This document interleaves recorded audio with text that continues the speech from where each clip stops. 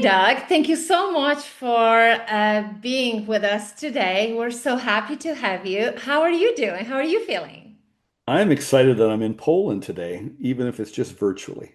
Yes, we're excited to have you. So let's just start with the first question.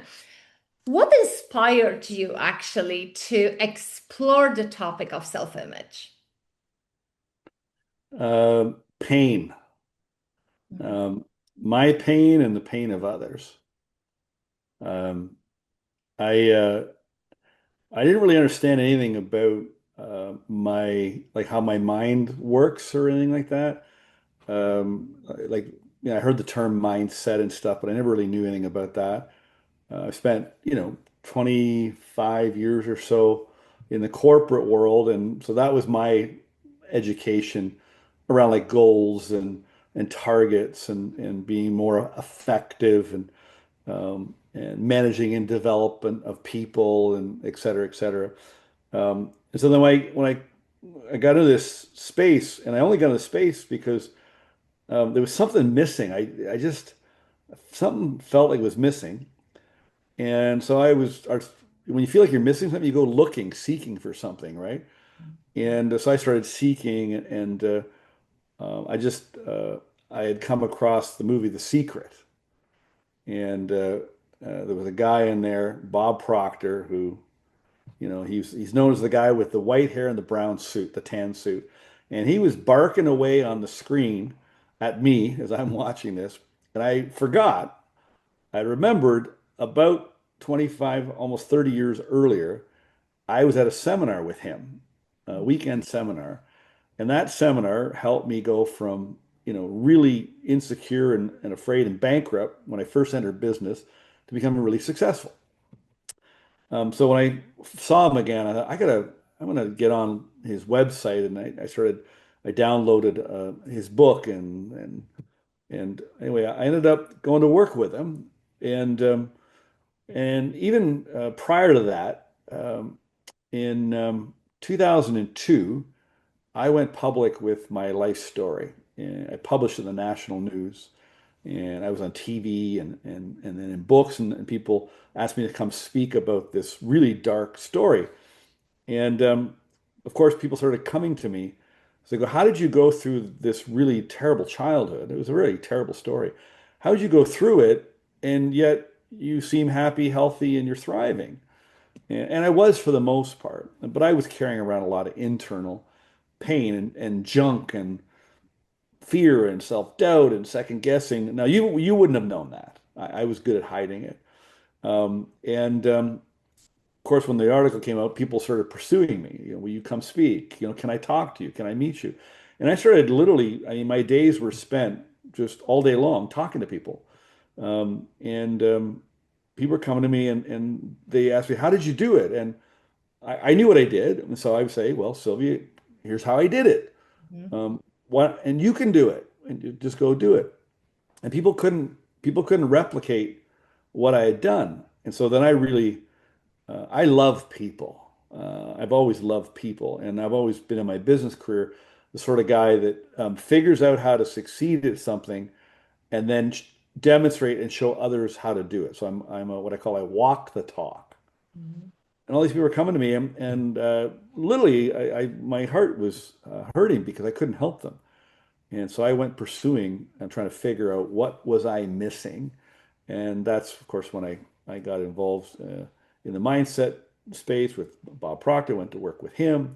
And then I discovered something I also didn't know anything about, which was this idea of the self-image. I'm not even sure if you had used those words in my business career, if I would have been able to explain really what it is.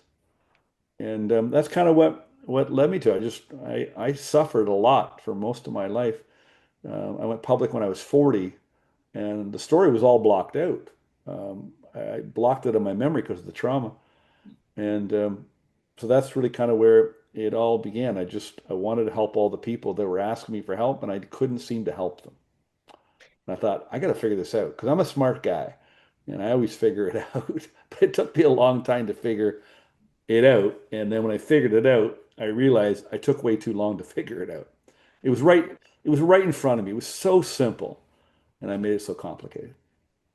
So you use this term mistaken identity in your book, and when we talk about psychocybernetics by Maxwell Maltz, he used the term self-image, Right. right? The image of ourselves. But you use completely different words in your book. So you talk about mistaken identity.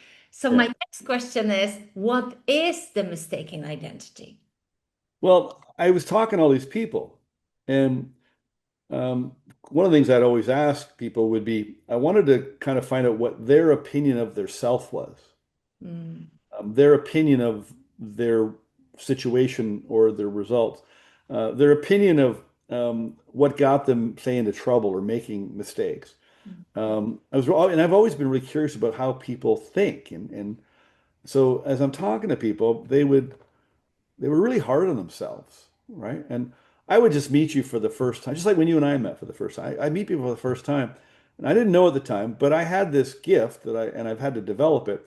I had this gift that I could see really, I really look at people through the eyes of God, like I just kind of look past all the crap. I don't care about the crap because I was pretty crappy. So obviously, I'm probably much less judgmental towards others because I was so judgmental to me, and so were other people to me, right? Because of my mistakes. And so I'm talking, and this is the words mistaken identity show up in one of my journals. It's around 2017. Okay. And I just I said, I think you've got a mistaken identity. I think, what do you mean? I said, well, I don't see you the way that you're describing yourself. I see, and when I started to get good at it, I would just tell you what I saw in you, and then people would break down emotionally. And I go, what's going on? I go, oh my God, nobody's ever saw me this way. mm, And there was a joke going around when I was mentoring and coaching people. They said, you better be careful if you meet with Doug, you're probably going to cry. And so I just kept seeing, I think you're mistaken about how you see yourself. I think you definitely are looking at your future with a mistaken set of beliefs. I remember one client. She was a young Indian woman from India, born in Canada, North America, but from India. And after talking to her for a little while, she was really struggling because she was not fitting into her culture. And I remember looking at her right square in the eyes, and I said, "I think you got the wrong color skin." Like I think you were born in the wrong culture, literally, right? Because who she was and what she was doing and what she wanted to do, it was so outside their culture, you know. And so I started to see mistaken identities in cultures, mistaken identities because of the past in cultures. You know, I have clients all over the world now, and you know, from all kinds of different parts of the world and cultures, and it's all a set of beliefs. And Maltz in Psycho-Cybernetics, he said the only problem you have is you have a set of ideas about yourself. And that hit me. You have a set of ideas, and a lot of your ideas are mistaken. They're not even true. But you think they're true. Like I always joke, you think two plus two is five. And I'll show you. No, it's four. And you'll argue with me because if you believe it, to you it has to be true. And the big mistake that people make is they identify their habitual ways of operating and thinking. For example, in business, I'm just not disciplined. And I go, you're very disciplined. And they think actually that discipline is a personality trait when it's actually a skill.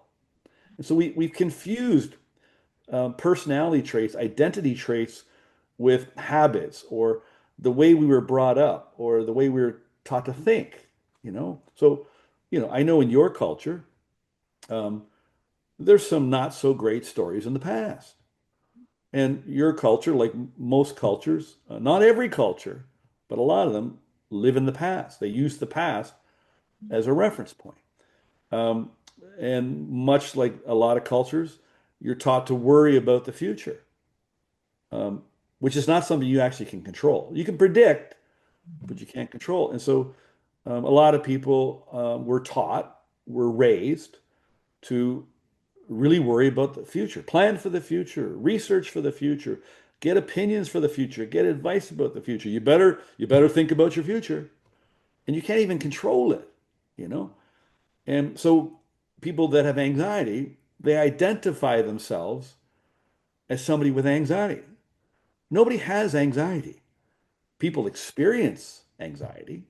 Okay. Nobody's a fearful person. People experience fear.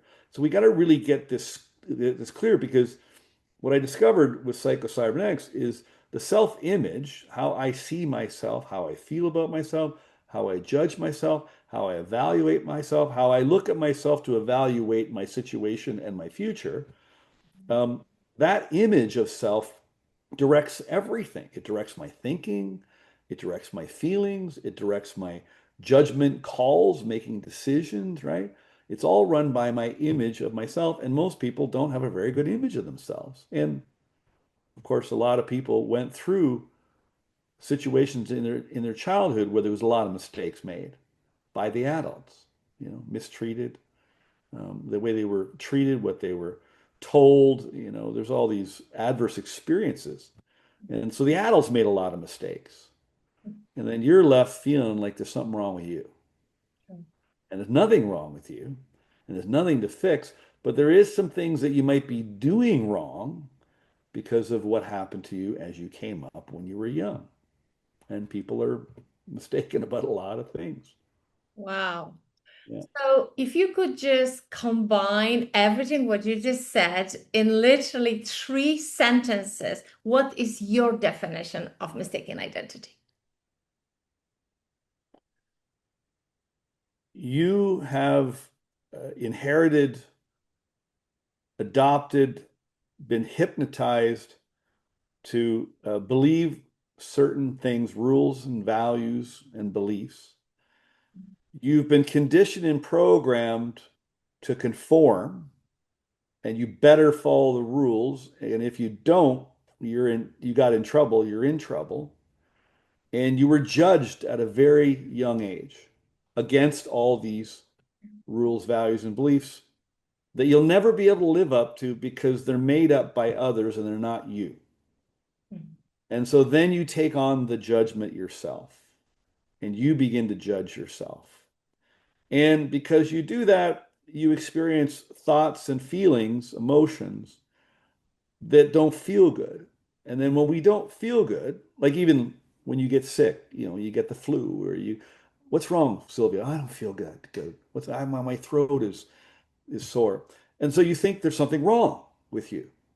No, you just happen to have a cold. There's nothing wrong with you. But we got locked in this idea, and the adults just kept hammering it into us, literally beating it into us in some cases, that there's something wrong with us.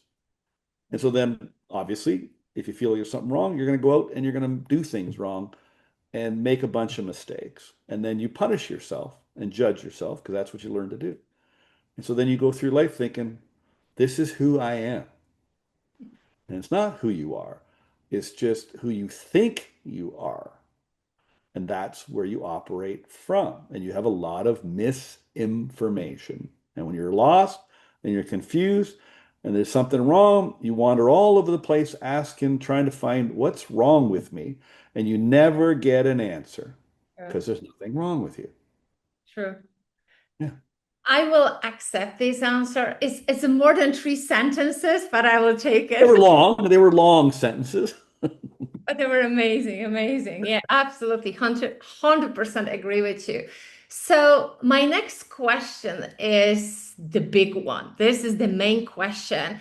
How can you recognize, or I should say, what are the signs that we experience in our life, daily life, that showing us that we're living in mistaken identity trap, or I should say the prison? What are the signs? How do we know that we're living in the mistaken identity prison? Well, I always say the truth always feels good Mhm. and the lie always feels bad. And so, number one, like I usually ask people three questions. Um, Tell me, how do you feel about yourself? Mhm. And then, they'll have an answer, and that's a tough question, and it's an uncomfortable question to answer. So it comes down to really, if you don't like yourself, if you don't feel good about yourself, if you don't enjoy being by yourself, you don't like yourself. And the reason you don't like yourself is because you don't understand yourself. So it's a feeling, right? Like and even if you went through what I went through as a kid, and this is a hard one for people to swallow, I don't think anybody needs to be suffering in their life. Now, don't get me wrong, the world is hard, right? There's a lot of stuff going on, but you don't have to feel lousy regardless of what's going on, right? If you second guess yourself a lot, if you criticize yourself, if you judge yourself, if you punish yourself, that's all learned. It's all learned. Nobody, like, so if you're such a wonderful person, you would never treat anybody like that, Yeah. but you'll treat yourself like that. And I did it in the past many, many times. That's right. Yeah. And you were mistaken Yeah. about that behavior. You were mistaken about you. So I think it's a feeling. Now people go, "Oh, Doug, that doesn't make any sense." Don't get me wrong. Listen, I have problems in my life. I got lots of problems, but it's how I react to my problems, and how you react to your problems is based on how you see you, which dictates how you view your problems. And so I think that's kind of it. I think if you did experience these adverse childhood experiences, you can't avoid a mistaken identity. And so I know that 95% of the people I meet have a mistaken identity because I just have to ask them about their childhood experiences. And I know that because of those experiences, they got off track, made mistakes, and now have situations or behaviors or whatever that aren't good for them that make them feel lousy about them. But if you didn't go through that, you wouldn't be doing this and you wouldn't feel the way you feel. Wow, this is so good. And it's interesting because I have achieved and you have achieved such a huge success. And I can call myself successful person, right? Yeah. But still, when we had this chat last year, you were really honest with me and you said, Sylvia, you have a mistaken identity. And I was pissed because I did this work for such a long time, working on myself, with myself, doing this mindset work for a long time. And I was pissed because I was so shocked. How can I still have mistaken identity after all those years doing mindset work? Yeah. Yeah. How can you figure out what's wrong with yourself if you don't know yourself? Ah, How do you work on something? I've talked to somebody before this meeting here, and they feel like they've been trying to figure out what's missing. What are they missing? And they're so confused. And they've been doing all kinds of things. They're really confused. And I said, I think the reason that you're confused is you've been searching for something that's missing that you're not actually missing. But you've been searching for it, and you read books and take courses and do all these things. And I said, I think this is really simple. I think you're just confused. And when we're confused, we get frustrated, right? And all frustration means is your expectations aren't being met. So if things aren't happening the way you expect, you get frustrated with yourself, right? So if you're confused and you're frustrated. So with you, it was all I did was just ask a few questions. And some of the questions are I just kind of grab some information from the past. We don't have to dredge up the past. I just got to get a few pieces of data from the past and then listen to kind of your opinion of yourself now, right? And so the reason we don't really know ourselves, and I really believe the fundamental problem that we have in the world today is really, well, three things.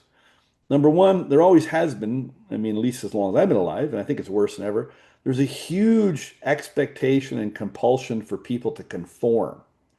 You have to fit in. And now with social media and the internet, I mean, you got to really be careful if you don't conform because you might get in trouble, right? And of course, that has breeded a real fear of what people think. Okay, we're really concerned about what people think of us, and they're not even thinking of us, but we're really concerned about it. And then thirdly is this epidemic really called judgment. And it's worse than ever. So you combine those three things. Number one, if you went through difficult circumstances when you were young, for example, and then you ended up making the mistakes, you don't really know yourself. So how can you fix yourself if you don't know yourself? And so the key is to be yourself. Now that's a risky venture for most people, but it's really easy. And Malt said in his book, he said, the problem is you can't just make up some self-image arbitrarily. He said, you have to be able to see that the image that you hold of yourself is a mistake. Or he said, it's in error. And that hit me. And that's part of where mistaken identity really came together. I go, that's it. We've got a set of ideas that we picked up about ourselves that we think is true. And then we're trying to do better. And the world says, hey, you can do anything, pursue goals, material success will make you happy, and which is not true at all. Although you're a hell of a lot more comfortable. What we really got to do is we got to clear up the things about ourselves that aren't true. We got to stop doing the things that stop us from being ourselves. And then you can kind of look around and go, all right, now what do I have to work on? And I'll bet you any money you won't find too much that you need to work on. You know, for most of the people who are gonna listen to this interview, this is such a hard idea to accept. It's so hard to accept this idea Yeah, because we have learned, I don't know, for decades, yeah, completely different story. yeah, And there's another thing I would love to ask you because you always repeat the same phrase, not only to me, but also to other people. It's easy. It's easy. Accept the idea that it's easy to do yeah, this work. yeah, And again, it's so hard to accept this idea because we have been told it's not easy. It takes yeah, a long time of therapy or God knows what else to heal yourself or to let go of this mistaken identity concept, yeah, right? yeah. And I thought that too. I was having a coffee this morning with Bob Proctor's longtime assistant, Gina Hayden. Yeah. And Gina and I are having a bunch of chuckles about me, stories where I was so stuck in making it so complicated. And I was arguing with Bob because he didn't know what he was talking about. Well, I didn't know what I was talking about. And we had great chuckles over many stories because I thought it was complicated. It was hard. It would take a long time. Bob, he kept telling me, he said, Doug, you're making this so complicated. It's so simple. But I didn't believe that. And, we use the words easier said than done. And I go, no, actually, now I know it's easier done than said. It's so simple, but we want to make it complicated. Now, why do we want to make it complicated? Well, here's what's happened. And I know this to be true. Post World War II, consumerism starts to spring up. Radio, television, advertising, right? What we say in the US are keeping up with the Joneses, right? The nice cars, the nice homes, all right. So the media and the consumer industry created this desire for us to conform. Napoleon Hill talked about it in Think and Grow Rich in the fear chapter. He actually talks about it in the fear chapter where men were losing their hair because they were wearing these tight-fitting hats. And he talks about, women buying the latest dresses and stuff. And so post World War II with media, it really takes off. Simultaneously, people are having more and more mental health problems because of this issue of comparing and conforming, and mental health problems start to emerge, right? And of course, there's all kinds of problems in the world, marriage problems and, work problems and health problems, but they all turn to fear. And so then we get mentally unwell. And so then we turn to the mental health care system, which at that point, with the advent of pharmaceuticals came along, right? And I speak a lot to people in the mental health space, and we don't really have a mental health problem. We have epidemic mental health issues, but the problem is that the method or the system to resolve the mental health problems, we're in our third generation of it. And that's why it's getting worse because it never worked in the first place, right? And now it's a multi-billion dollar into it's big business to keep you stuck. And it's so simple. Most people don't need therapy. I think therapy is good for the right moment, for the right period of time, but it's not something you do on an ongoing basis. And so we're conditioned because life seems so complicated. What's that, Confucius? Life is simple, but we insist on making it hard. Yeah. And even you said it. I can't believe this worked in 30 days. No, really, it was so hard even for my mind to accept this idea. Because even though I teach this material or I help people to change their paradigms and their results that we have, they think, all this stuff, it was so hard for me to accept this. And how can you do it in 30 days? It's insane. But at the same time, I have experienced the magic on here, on my own skin, in my own life. And I know it works. And actually, you can do it in 30 days, which is, Yeah, people always ask me, so a common question I get in interviews, if the interviewers read the book and they say, your book is so simple and direct. And I made it that way on purpose. Obviously, it's obvious why I wanted to make it simple, so you could maybe accept the idea that it is. But I'm really direct in the book because life is short. We only have about 900 minutes a day to spend, and it goes like that. And so I wanted to be really provocative and really punch this into people. I kind of punch you in the gut, I say. And um, I wanted to build it that way. And they said, how did you make it so simple? I said, all I did. So I've been searching, seeking, struggling, striving, straining, questioning, doubting, making it complicated. And then it clicked and I go, oh my God, this is so simple. And I just didn't want people to waste so much time like I did. So all I did, in my answer, I just grabbed all the simplicity from all the people that had organized all this and explained. And I just organized these really simple concepts, and they're not, it's not even like they're not concepts. They're about as true as this. This is the law of gravity. It falls down, not up. I just grabbed all this and go, let me organize this I call it a prescription. I organize it in a method, step by step. Each chapter is a little concept of truth that clears up the lie. And I just go, just take this pill today. Take this pill. This one's better. And so I just went back in time, and I don't listen to a lot of people that talk or read, or they're trying to create some new revolutionary answer. I think they're just regurgitating the truth like that, and they're selling gravity as a different way. yeah. It's so simple, and I just organize it in a simple way. Remember at the beginning of the year, I said I just had this heart this year, and I go, I gotta organize this where somebody can figure it out.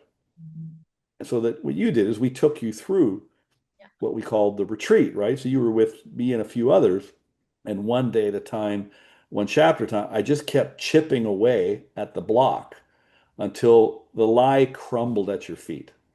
And then you shake it all off and you go, I'm free.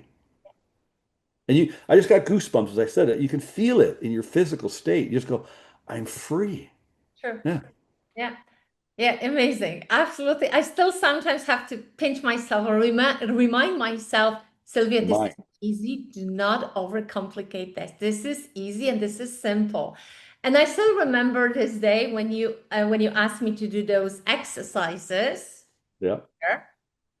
and you said, 7 minutes, not longer. Sylvia, maximum, I'll give you 10 minutes. Remember, do not dwell in this. Do Yeah. not think about it. Just let this work, let just this book to work on you. And again, it was so hard. 10 minutes, really? That's it. Yeah. Close the book and what? And what to do? And then you said, just experience life. Just do your normal thing. Just Go go and about your day. Go about your day. exactly, exactly. It's again, I really like a prescription because if you picked up a virus or something out or a bug and you went to the doctor and they prescribed you a prescription, and so you go to the pharmacy and you get the little bottle and it's got the little label and it tells you, take twice daily with meals for 14 days. And so you don't question it or anything like that. You just take the pill twice a day until it disappears, right? Until you feel better. And that's really what you have to be able to do. Now, there are side effects, like all pharmaceuticals. They go, side effects include sore tummy, maybe tiredness. So as you change your mind about your mistaken idea of you and all these mistaken beliefs that you've inherited, you're going to have side effects. You're going to, like people, I have a lot of people get mad at me. So if you're watching this right now, and if you read this book or you go through the course with the book that we teach, I get a lot of people get mad at me, you know. And I go, don't worry, that'll pass. Just let it let it pass. And my job, I just keep telling people, my hardest job is to keep convincing you that this is simple because you want to make it hard, and you try to make it hard on me, and I won't let you do that. I don't take it personally. But that's really the way this really kind of unfolds. And so you have no problem going to the doctor and taking, 14 pills for 14 days or whatever. You just, no problem. You don't question it. You don't sit around and analyze and ruminate and go to therapists and counselors going, what's wrong with me that I have this flu? I mean, oh my God, what have I done wrong? Maybe it's something in my past. Maybe I need a coaching program. Maybe I should go buy. You just take the pill and let it work. That's it. Yeah, that's So, it. so the next question is, what's gonna happen? What are the consequences of not changing your mistaken identity, or I should say, not changing your self-image? What are the consequences? I truly, well, I think God bless the ignorant. I wish I was ignorant because now I understand why they say ignorance is bliss. Um, some people can go through life and it's very rare though. You'd think there's a lot of people, but they're faking it. But some people do go through life and they're calm, they're confident, they're relaxed, they're peaceful, they're joyful, they're fun to be around, right? But that's a really small percentage because a very small percentage of people grew up in a family like that. I think the risk is more and more emotional pain. And I think you actually start to exasperate the pain. I mean, listen, there's young people contemplating and attempting and completing the taking of their life. And it's only because they're locked into a set of ideas that aren't true. And so I think life can get worse. I think you can make life worse for those that you love. Um, I think that you could easily, more so than ever before, jump on the bandwagon of these polarizing narratives in the world, and you can get sucked in because you're susceptible because of, and that's, I mean, that's how the enemy gets you. That's how, propaganda gets you. That's how the social media companies have gotten all of us. Like they're brilliant. They're making billions off of our weakness. And I think we have a duty of care to our children and the next generations to figure this out and end this. Like I'm on a mission. I'm on a mission to my first goal is I want to free 1 million people from their emotional prison because of how they were treated as a kid. Because those kids, I was a kid, little kid, I suffered. I became an adult that suffered. I caused a lot of suffering for other people in my life. And then I became a father. I thought, I got to sort this out because of that. if I raise this little child, this little girl, she'll become an adult that suffers, and then she'll have a child, and so on and so forth. And so it's proven now through all kinds of data and studies that this is generational now. Um, and that's wrong. I remember when I first got interviewed on television when the newspaper article came out, and it was because it was around my sexual abuse as a young teenager. And I was on this TV show, and they were asking me. They said, I guess you're going to really jump on the bandwagon to eliminate child abuse. I go, no, I got a better idea. She goes, what's that? I said, I'm going to breed it out. She goes, what do you mean breed it out? I said, well, I've healed. I've let go. I have a daughter now, and I'm going to make sure that she doesn't inherit this. And I figure by the time she has a child and maybe they have a child, I can breed it out in a couple of generations. Wow. And I think we have a responsibility for that. Awesome. Yeah. Too many people are suffering, young and old, and it's wrong. It's just wrong. Yeah. And then you might become, if you're a victim, you run the risk of becoming a villain. Yeah. You got to remember, I know a lot of you, where you live and what you've been through, there's a real strong victim mentality. And if you're a victim and feel like a victim, even though you're no longer being victimized, then by default, you also have to be a villain. And I don't think that's the way you want to live. Such a great answer. Oh my gosh, this is so cool. So good. I have one question, which is close to my heart Okay. because I work with the Bob, you work with the Bob. We all knew Bob. He was such an incredible human being. And in your book, let me just read this question because I really want to phrase it properly because this is question for me actually. I have created this question especially just to get the answer for myself. In your book, you suggest that breaking free from the mistaken identity requires conscious work. Mhm. So, how is your 9 year relationship with Bob has helped you to do this conscious work? Well, Bob was, of course, very spiritual, and he was also teaching a lot of metaphysical information, a lot of concepts and ideas that are so simple. Yet again, we have a hard time grasping the simplicity, so we think it's complicated. But what he taught me to do was he taught me about what's called intellectual objectivity, meaning using my intellect, my rational mind, to be objective and neutral, emotionally neutral about others and about situations and about my problems that I carry around with me. And I didn't notice at the time, but Maxwell Maltz talked a lot about that in his book. In fact, 1960 when he wrote this, it was a fallacy. The mental health space thought it's a fallacy that you can take control of your emotional mind with rational thinking. Even today, you talk to a therapist, a counselor, you can't do that.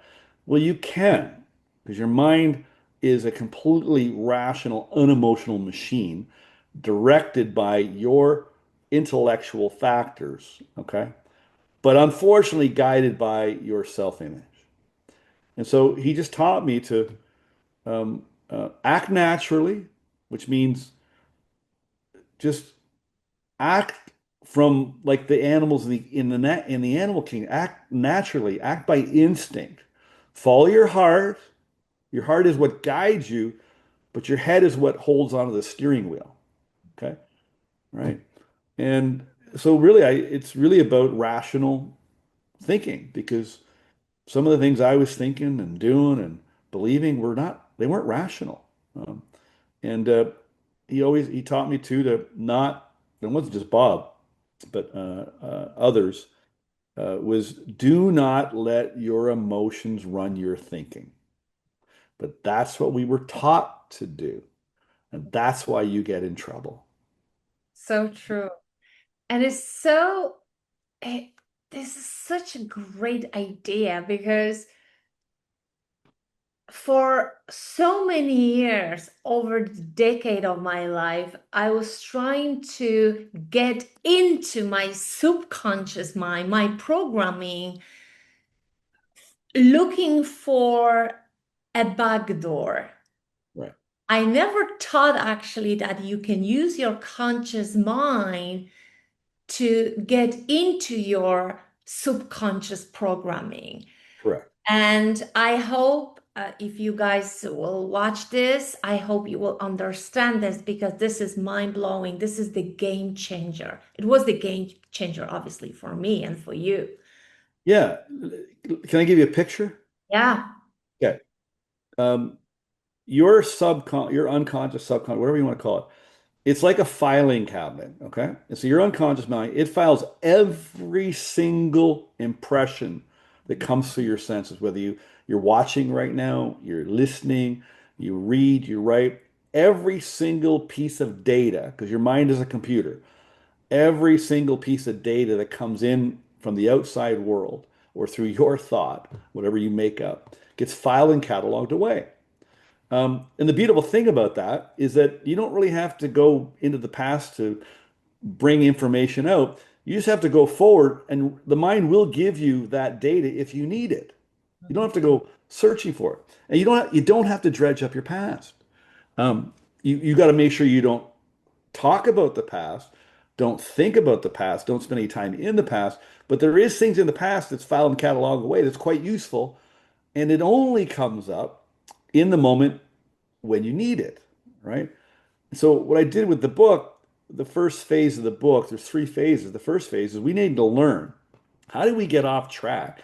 And so we're not dredging with the past, but I am asking you questions in the first nine chapters, nine different areas. I just ask you a couple simple questions, and my questions are really important. So you're not supposed to wander off with your questions.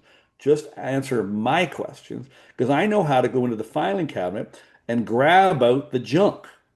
And that's what we do. We just take that, take that, take that, and we clear everything up, and then we close the drawer and then carry on. But you don't have to go looking. There is no back door. The back door is in the past. You want to go forward, Yeah. right? But we've been, and listen, still in our world today, there's people out there teaching, selling books, all kinds of things that, you got to do this and you got to do that. And I get all these ads on Facebook, and some days I just want to go on there and go, guys, this is bull, you know. But hey, it's an industry now, Yes. you know. It's an industry. You do not have to dredge up the past. You just rest assured your mind is amazing computer. It'll take care of everything. We got to get out of the past because we have to learn to operate in the middle, I call it. The middle is, and it's so easy. People go, Doug, your chapter on let it go. It's not that easy. I go, it's really easy. And they go, well, explain. I said, well, I explained the chapter. If you train yourself not to think about the past and train yourself not to bring up the past and train yourself, if somebody else brings up the past, you refuse to get emotionally involved with it. And then, that's letting go of the past, right? And literally forgetting the past. It's not that it's erased from your memory, but you don't give it attention, so you forget about it, right? And then definitely don't go too far into the future trying to figure out what's going to happen. Don't even go out to tomorrow. You can picture what what you want it to look like, but don't try to figure out how tomorrow is going to happen. So if you let go of worrying about the future and you let go of looking at the past, because generally it's all negative. That's the only time you really bring it up is the negative stuff. Well, if you let go of that, where do you land? You land in the middle, one day at a time. And that's where peace is. That's where you're so confident if you live in the moment because you're not worried about anything. Like when you drive your car, you're confident, right? Yeah. You're relaxed. You're not worrying about, that you missed a turn 5 miles down the road, and you're not worried about if there's going to be some big accident down the highway. You just drive. And you can be on the phone, you could be having a drink, you could be talking. Hell, you don't even have to look at the road very often. You just kind of cruise and you enjoy the ride. That's the way to live. That's the art of life. I think you have answered my last question, but ask this question anyway because this is such an important question to ask. So today we have such an easy access to the information. Actually, you can get information in 1 second, 2 seconds. Yeah. So how is it possible that with such an easy access to all kinds of information today, there's still so many people who don't know really how to change the self-image and they feel stuck and they're unhappy and they don't know what to do and they feel lost. How is that even possible? Well, listen, I'm sympathetic to people because I was in the same boat. So one problem is if you grow up not really confident in yourself and or you were taught to ask a bunch of people for opinions, that's kind of something to learn. And because we have access to so much information, it's very easy to get confused. Also, unfortunately, because this is an industry, people get the wrong information for the wrong problem. Like they go to the doctor and they have this problem, but somebody says, no, you should take this pill. And they not literally, but misdiagnose the problem. And I think people are more confused than ever. And for people like you and Tom, what you guys are trying to do for the Polish people, I really feel badly for you because I know where your heart is because you just really want to help people. And now they've become more and more less trusting, not necessarily discerning, but much more defensive and lacking trust. And you don't really know who to believe. And I get it. Yeah. I get it. I think what you do is you find someone that is getting the results that you want to get. And if you really get a chance to talk to them, you'll know, I think you'll be able to spot the truth. And you really want to follow the feeling. Don't follow your head because your head will get you. I mean, if I can get into your head, I can tell you whatever I want, you know? Now, I don't do that, but you really want to just follow the feeling. But that's the problem. When I got into this world of self-help, there was one shelf in the biggest bookstore in town. Okay. That same store exists today. And there's an entire corner of the store for self-help. And then, of course, they have categories, right? Parenting and parenting psychology. So now they're categorized, and there's hundreds of books in one little category. And then they go, "Oh, you should read Mistaken Identity. What a great book!" Right? Like I don't even want to sell books. I'm not out to sell books. I'm just out to get what's in this information in this book. I'm trying to get it into you. And like I give the book away a lot too. So I think what I would start doing if you are confused, I would put the brakes on and I would stop.